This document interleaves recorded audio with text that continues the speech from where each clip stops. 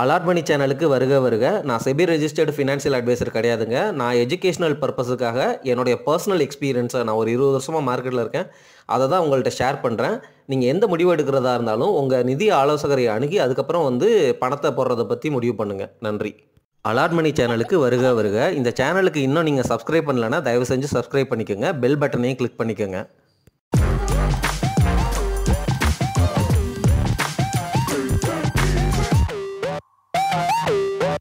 அனைவருக்கும் வணக்கம்.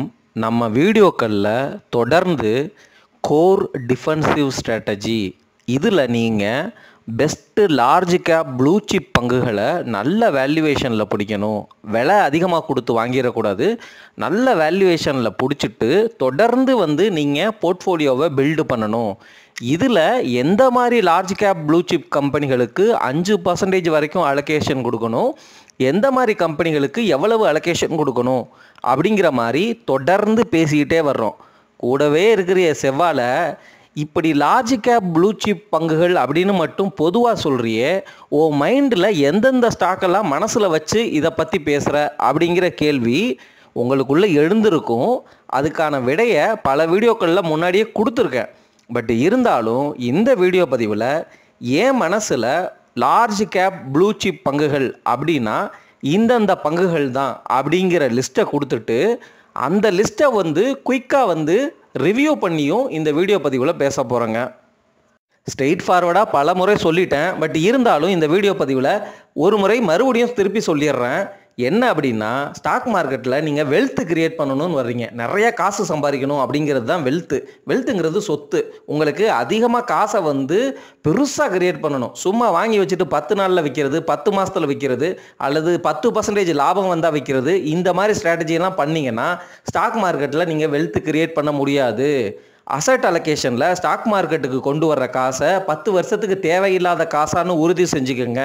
அதுக்கப்புறம் அந்த காசை நல்ல நம்ம பேச போகிற இந்த மாதிரி ப்ளூ சிப் கம்பெனிகளில் போட்டுட்டு நீங்கள் தொடர்ந்து ஒரு 6 மாதத்துக்கு ஒரு தடவை அந்த கம்பெனிகளினுடைய ஃபண்டமெண்டல்ஸ் மாறி இருக்கா அப்படிங்கிறத மட்டும் ரிவ்யூ பண்ணிகிட்டே வாங்க. ஸ்டாக் மார்க்கெட்டில் காசு சம்பாதிக்க எளிமையான தி பெஸ்ட் ஸ்ட்ராட்டஜி இந்த மாதிரி நல்ல 20 வருஷம் கழிச்சும் இருக்கக்கூடிய பங்குகளை வாங்கி வச்சுட்டு சும்மா அமைதியாக வேறு வேலையை பார்க்க போகிறது தான் ஈஸியான தி பெஸ்ட் ஸ்ட்ராட்டஜி. இதை திருப்பி நான் சொல்லிட்டேன். இந்த ஸ்ட்ராட்டஜியை விட்டுட்டு நீங்கள் வேறு எந்த ஸ்ட்ராட்டஜி எடுத்தாலும் இந்த ஸ்ட்ராட்டஜியை பீட் பண்ணி உங்களால் ரிட்டர்ன் எடுக்க முடியுமா அப்படிங்கிறத நீங்கள் கமெண்ட்டில் சொல்லுங்கள். ஆனால் இதுதான் உங்களுடைய கோர் போர்ட்ஃபோலியோவாக இருக்கணும். உங்கள் பில்டிங்க்கு ஃபவுண்டேஷனை இப்போ நான் பேச போகிற இந்த கோர் டிஃபென்சிவ் ஸ்ட்ராட்டஜியை அடிப்படையாக கொண்ட பங்குகள், இதை நீங்கள் எப்பொழுதுமே வச்சுருக்கணும். இதை ஒரு போர்ட்ஃபோலியோவில் தனியாக வச்சுக்கோங்க. அதுக்கப்புறம் உங்களுக்கு மார்க்கெட்டில் நல்ல புரிதல் ஏற்படுது. ரேட் கட்டு இப்படி நடக்க போகுது, தங்கம் இப்படி வரப்போகுது அப்படிங்கிற ப்ரெடிக்ஷன் உங்களுக்குள்ளே வரும்ல.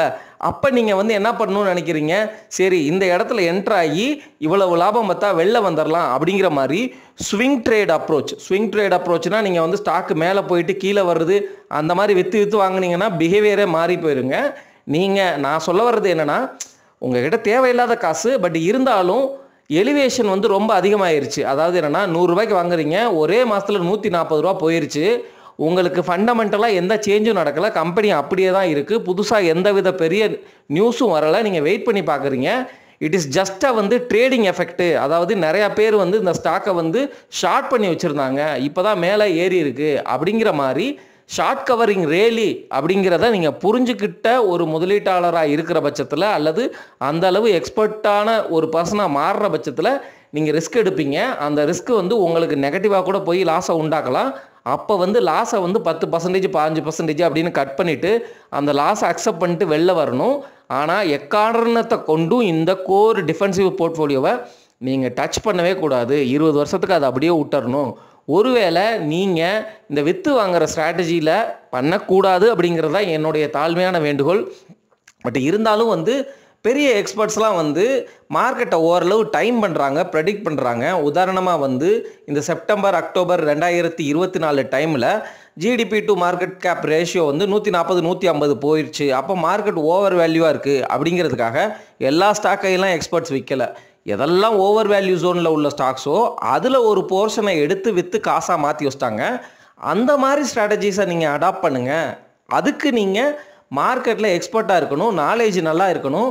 நீங்கள் அவுட் ஆஃப் டேட், அதாவது என்னென்னா அப் டு டேட்டு, புரியுதுங்களா? நீங்கள் வந்து அவுட் டேட்டடாக இருக்கக்கூடாது, அப் டு டேட்டு வந்து மார்க்கெட்டில் ட்ரெண்ட் எப்படி இருக்குது, என்ன ஸ்ட்ராட்டஜியில் வந்து இப்போ மார்க்கெட் வந்து ஆப்ரேட் ஆகிட்டு இருக்கு, மார்க்கெட் சென்டிமெண்ட் எப்படி இருக்குது, அந்த சென்டிமெண்ட்டுக்கான காரணக்கர்த்தா எந்தெந்த பாயிண்ட்டு, முக்கியமான விஷயங்கள், யூஎஸில் வர்ற ரிசெஷனா, இல்லை ட்ரம்பினுடைய ட்ரேட் வாரா, இல்லை நம்ம ஃபிஸ்கல் அந்த டெஃபிசிட் இஷ்யூவா அப்படிங்கிறத மார்க்கெட்டே உங்களுக்கு சொல்லிகிட்டே வரும். நீங்கள் இதையெல்லாம் வந்து கூட்டி கழித்து பார்த்து உங்களுக்குன்னு ஒரு கன்விக்ஷன் வரும்ல, அதில் வந்து நீங்கள் இந்த மாதிரி வந்து விற்று வாங்கலாம். அப்படி பண்ணும் பொழுது கோர் டிஃபென்சிவ் போர்ட்ஃபோலியோவில் உள்ள காசு ₹1 கூட இங்கிட்டு வரக்கூடாது. இதில் நீங்கள் ஃபுல்லாக இழந்துட்டீங்க அப்படின்னா அமைதியாக அவ்வளோதான் விட்டுறணும். அந்த அளவுக்கு உங்களுக்கு கன்விக்ஷன் இருக்குது, நீங்கள் ஒரு சாலிடான இன்வெஸ்டர் அப்படின்னா மட்டும் நீங்கள் அதை பண்ணுங்கள். இல்லாட்டி சிம்பிளாக நான் இப்போ சொல்ல போகிற கோர் டிஃபென்சிவ் ஸ்ட்ராட்டஜியை மட்டும் ஃபாலோ பண்ணிவிட்டு ஸ்டாக் அலோகேஷனுக்கு இவ்வளவு தான் அப்படிங்கிறத விட்டுருங்க. இண்டெக்ஸில் சிப் பண்ணுங்கள், ப்ளஸ் இந்த மாதிரி நல்ல ப்ளூ சிப் கம்பெனிகளை வாங்கி வச்சுக்கோங்க. நாலேஜை வந்து தொடர்ந்து அக்வேர் பண்ணிகிட்டே வாங்க. உங்களுக்கு இன்னமும் வந்து பெட்டர் ஸ்ட்ராட்டஜி, இதுதான் ஸ்ட்ராட்டஜி அப்படின்லாம் கிடையாதுங்க. தி பெஸ்ட் ஸ்ட்ராட்டஜி நான் சொல்லிட்டேன். இதுதான் வந்து core defensive long term strategy தான் தி பெஸ்ட் ஸ்ட்ராட்டஜி. அதுக்கப்புறம் நீங்களே வந்து பல வழிகளை வந்து நீங்கள் கண்டுபிடிப்பீங்க. 7000 ஸ்டாக்ஸ் இருக்குது, புரியுதுங்களா? ஒவ்வொரு ஸ்டாக்கை பற்றியும் நீங்கள் அனலைஸ் பண்ணும் பொழுது உங்களுக்கு நிறைய ஐடியாக்கள் கிடைக்கும். அது சரியாகவும் இருக்கும். நீங்கள் வந்து அதை விளையாண்டு பாருங்கள். ₹100 அப்படின்னு இருக்குன்னா அதில் ஒரு 10 ஸ்டாக்கை 10 ரூபாய்க்கு போட்டால் எவ்வளவு கிளிக் ஆகுது அப்படிங்கிறத தொடர்ந்து நீங்கள் சும்மா வந்து ப்ளே பண்ணி பாருங்கள். உங்களுக்கு சக்ஸஸ் ரேட் எவ்வளோ வருது அப்படிங்கிறத பாருங்கள். அதுக்கப்புறம் ஒரு ப்ராக்டிஸ் மாதிரி எடுத்துகிட்டு அதுக்கப்புறம் வேணால் அட்டெம்ப்ட் பண்ணுங்கள்.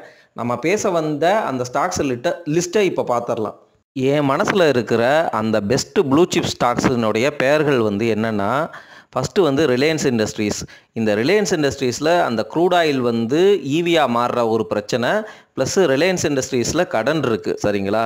இருந்தாலும் இவங்க ரொம்ப வருஷமாக இருக்கிற இந்தியாவினுடைய டாப் 1 பணக்காரரான, உலகத்தின் டாப் 1 பணக்காரராக இருந்த திரு முகேஷ் அம்பானி நடத்துகிற அம்பானியினுடைய கம்பெனி ரிலையன்ஸ் இண்டஸ்ட்ரீஸ் ஸ்டாக்கை நம்ம வச்சுக்கிட்டு தான் வேணும், வேறு வழி கிடையாது. அதுதான் வந்து எல்லா மியூச்சுவல் ஃபண்ட்ஸும் வச்சுருக்கிறாங்க. One of the best top most company, Nifty 50ல் வெயிட்டேஜ் அதிகமாக இருக்கிற கம்பெனி, சரிங்களா? அதனால் ரிலையன்ஸ் இண்டஸ்ட்ரீஸ் கண்டிப்பாக ப்ளூ சிப் ஸ்டாக்கு தான் என்னை பொறுத்த வரைக்கும். ஆனால் இந்த பிரச்சனைகள் இருக்குது அப்படிங்கிறதையும் நம்ம புரிஞ்சுக்கணும். ஸோ தொடர்ந்து வந்து மானிட்டர் பண்ணிகிட்டே வரும்பொழுது அந்த ஃபண்டமெண்டல் ஷிஃப்ட் நடக்கிறதுக்கு ஏற்ற மாதிரி இந்த மாதிரி ஸ்டாக்கெல்லாம் உங்களுக்கு நிறைய டைம் கொடுக்கும். அந்த சமயத்தில் நீங்களாக வந்து சூதானமாக வந்து வெளியில் வரணுன்னா வெளியில் வந்துடலாம், சரிங்களா? அல்லது லாபத்தை பதிவு செஞ்சுட்டு எது ஒரிஜினல் காசோ அதை மட்டும் விட்டு வைக்கலாம், அல்லது லாபத்தை விட்டுட்டு ஒரிஜினல் காசை வெளியில் எடுத்துடலாம். மாற்றி சொல்லிட்டேன்னா சரி. HDFC பேங்க்கு ஆப்வியஸாக சூப்பரான company. Tata Consultancy Services, Bharti Airtel, ICICI bank, Infosys limited, Bajaj Finance, Hindustan Unilever, ITC, Larsen and Toubro, HCL Technologies, Kotak Mahindra bank, Sun Pharma, Maruti Suzuki India, Mahindra and Mahindra, Axis bank, UltraTech cement, Bajaj Finserv, Titan, அதுக்கப்புறம் வந்து உங்களுக்கு Tata Motors, Wipro, Bajaj Auto, Nestle India, Asian Paints, Tata Steel, Trent, அதுக்கப்புறம் வந்து உங்களுக்கு Grasim Industries, HCL Life Insurance. So இந்த stock எல்லாமே வந்து நம்ம ப்ளூ சிப் அப்படின்னு வந்து சொல்கிறோம். இந்த கம்பெனிகளில் உடனே போய் நீங்கள் வாங்கிடக்கூடாது. நீங்கள் இந்த கம்பெனிகளில் எவ்வளோ அலோகேஷன் கொடுக்கணும், உங்களுடைய போர்ட்ஃபோலியோ ஃப்யூச்சரில் நீங்கள் எவ்வளவுக்கு பில்டு பண்ண போகிறீங்க. ஃபார் எக்ஸாம்பிள் வந்து இன்றைக்கி உங்கள் சம்பளம் 10 லட்சம் அப்படின்னா இன்னும் 10 வருஷத்தில் வந்து உங்களுக்கு வந்து 1 கோடி அளவுக்கு அட்லீஸ்ட் வந்து உங்களால் ஸ்டாக்கில் பில்டு பண்ண முடியும். அப்படின்னா அந்த 1 கோடி அப்படிங்கிற போர்ட்ஃபோலியோவை மனசில் வச்சுட்டு நீங்கள் இந்த ஸ்டாக்குக்கெல்லாம் எவ்வளவு அலோகேஷன் கொடுக்கணும் அப்படிங்கிற மாதிரி யோசித்து இந்த ஸ்டாக்குகளை மனசில் வச்சு நீங்கள் வந்து பிடிக்க ஆரம்பிக்கணும். எந்தெந்த ஸ்டாக்கெல்லாம் இன்றைக்கி மார்க்கெட் கான்டெக்ஸ்ட்டில் சீப்பாக இருக்குதோ அதை மட்டும் பிடிங்க. வேல்யூவேஷன் ஜாஸ்தியாக இருக்கிற டைட்டன், ட்ரெண்ட் இந்த மாதிரி கம்பெனிகளை விட்டுருங்க. ஒரு காலகட்டத்தில் நமக்கு வாய்ப்பு வரும். அந்த வாய்ப்பு வர்ற வரைக்கும் நீங்கள் காசை வந்து ஆப்பர்ச்சுனிட்டி ஃபண்டு அப்படின்னு சொல்லிட்டு டெப்ட் ஃபண்டில் போட்டு வச்சுட்டே வாங்க. இது மாதிரி நீங்கள் தொடர்ந்து நல்லா எல்லா ஸ்டாக்குகளையும் பிரித்து வேறு பீரியடில் வேறு ஸ்டாக்கு வேல்யூவேஷன் ஜோனில் போகும்பொழுது கூச்சப்படாமல் நம்ம வந்து ஆப்பர்ச்சுனிட்டி ஃபண்ட்லேருந்து எடுத்து நம்ம நினைக்கிற அந்த அலோகேஷன் பேஸ் அலோகேஷனுக்கு நீங்கள் வாங்கிடணும். சரிங்களா?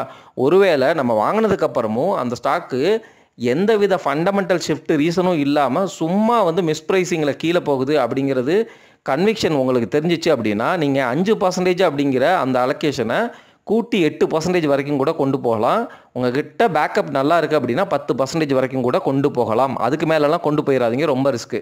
அந்த 10% வரைக்கும் நீங்கள் கொண்டு போனதுக்கப்புறம் நீங்கள் பொறுமையாக காத்திருக்கணும். அந்த ஸ்டாக்கு மேபி ஃபியூ இயர்ஸ் கழித்து உங்களுக்கு வந்து ஒரு ரிட்டர்னை வந்து கொடுக்கும் நல்லா. அந்த சமயத்தில் வந்து உங்கள் போர்ட்ஃபோலியோவை நீங்கள் வந்து ரீஷேப் பண்ணணும். அந்த லாபத்தை நீங்கள் பதிவு பண்ணி அந்த காசை ஆப்பர்ச்சுனிட்டி ஃபண்டுக்கோ அல்லது வேறு வேல்யூவேஷன் ஜோனில் நீங்கள் போர்ட்ஃபோலியோக்குள்ளே இல்லாத ஒரு ஸ்டாக்கையோ நீங்கள் அந்த ஃபண்டை யூஸ் பண்ணி வாங்கி உங்கள் போர்ட்ஃபோலியோவை இந்த மாதிரி ஷேப் பண்ணிகிட்டே வரணும் நண்பர்களே. இது ஒரு பெஸ்ட்டு ஸ்ட்ராட்டஜி. இந்த ஸ்ட்ராட்டஜி தான் நீங்கள் ஃபஸ்ட்டு பண்ணணும். அதுக்கப்புறம் தான் வந்து மிட் கேப்பில் வந்து எது மல்டி பேக்கர் நல்லா வந்து க்ரோத் காட்டுற கம்பெனி, அந்த மாதிரி ஸ்மால் கேப்பு மிட் கேப்பை பற்றி நீங்கள் இண்டிவிஜுவலாக பிடிக்கணும். அகைன் இந்த இண்டிவிஜுவலாக மிட் கேப்பு ஸ்மால் கேப் பிடிக்கிறதுக்கு முன்னாடி நம்ம பேசின இந்த கோர் டிஃபென்சிவ் ஸ்ட்ராட்டஜி போர்ட்ஃபோலியோவிலேருந்து லாபம் வந்து எடுக்கிறீங்க பார்த்தீங்களா, 15% லாபம் எடுக்கணும். அது வந்து ஒரு 5 வருஷம் 7 வருஷம் 10 வருஷம் பீரியடில் நீங்கள் போர்ட்ஃபோலியோ பில்டு பண்ணுறீங்க அப்படின்னா 17% 15% சிஏஜிஆர் கிடச்சிச்சு அப்படின்னா அந்த 10 வருஷத்துக்கும் நீங்கள் 12 சிஏஜிஆர் போதும் அப்படின்னு நீங்கள் அந்த போர்ட்ஃபோலியோக்கான காசை அப்படியே வச்சுட்டு மிச்சம் இருக்கிற அந்த லாபத்தை மட்டும், அதாவது மிச்சம் இருக்கிற அந்த 3% சிஏஜிஆர் லாபத்தை, வருஷத்துக்கு 3% லாபத்தை மொத்தமாக கொண்டு வந்து அதில் நீங்கள் வந்து இண்டிவிஜுவலாக மிட் கேப்பு ஸ்மால் கேப்பு தெளிவாக வந்து பிடிக்கலாம். அதை ஒரு ஃபண்டாக பில்டு பண்ணி அப்படி வாங்குங்க. மிட் கேப்பும் ஸ்மால் கேப்பும் இண்டெக்ஸாக நீங்கள் வாங்குறது பெட்ரு.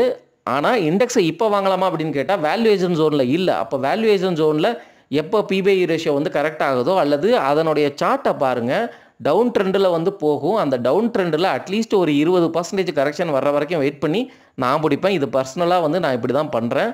இல்லை அப்படின்னா நீங்கள் தொடர்ந்து 1-2 வலிக்காமல் வாங்கிட்டே போங்க. இந்த மார்க்கெட் கான்டெக்ஸ்டில் இருக்கிற காசை டெப்ட்லேயோ பாண்டுலேயோ போட்டுட்டு வர்ற வட்டியை நம்ம 1-2 பிடிக்கிறது தான் இந்த மார்க்கெட் காலகட்டத்துக்கான சரியான ஸ்ட்ராட்டஜி. சரிங்களா நண்பர்களே? நன்றி.